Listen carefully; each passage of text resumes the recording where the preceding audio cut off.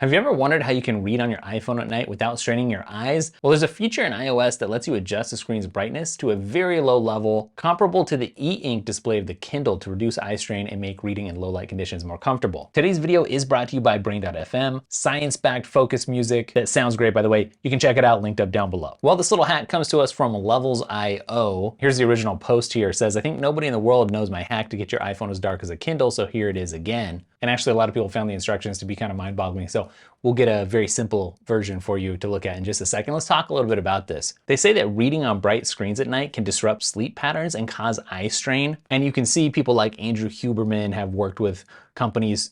And you can see here's Andrew Huberman promoting his wind down glasses from Roka. So you can get some stuff done on the computer at night without messing up your sleep, which apparently comes with some science to back it up. I don't know. I don't know about you, but sometimes just swiping down in the notification center and then turning the brightness all the way down on the screen isn't quite dark enough if you're gonna be doing something on the phone with all the lights out, whether you're reading at night like Levels.io is talking about here or whatever. All right, now CodeJake actually came along and made these instructions a little bit easier. I'm just gonna put them up here. You can pause the video and follow along that way if you want to. The other cool thing that I've seen people doing here is automate it. So you can just have it automatically turn on for you. This seems like a really good hack whenever you enter a particular focus mode, or interestingly, like you can mess the volume, whatever you want to do. Now, the takes that I'm seeing on this are ranging from some people are like, this is way too complicated, I'm not going to mess with it. Doesn't seem like you get enough of a boost here to really make it worth it. But other people are like, they can't believe it. They didn't know that this was even possible.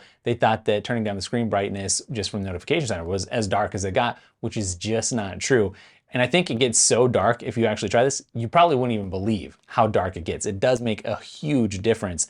And if you're someone who's a night owl that actually engages with your screen at night, then you're gonna be like blown away by how much better. So I don't know if you do a lot of reading on an e-ink display, but some people really love reading at night on an e-ink display, especially if you can get some of that warm light mixed in there. But iPhone technology is so different. The screen technology between e-ink and the iPhone display is just like night and day different. So again, a lot of people are amazed that you can even do this, but other people are still like, you know, it's probably not good for your eye health actually to have it that low.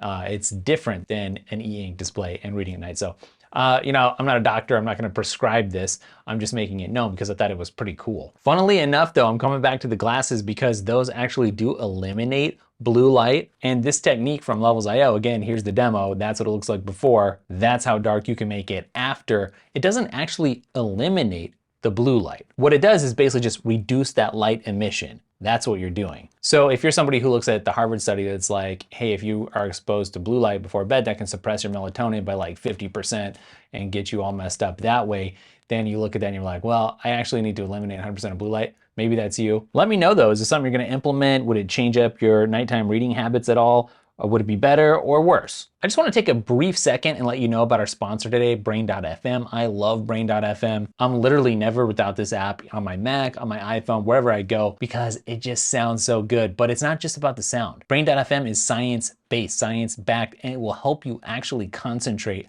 better. So it actually works as fast as just 5 minutes. And I love the interface. And it just really has quite an effect. Check it out. As you can see, people really love it. And if you check the link down in the description, you get 30 days free.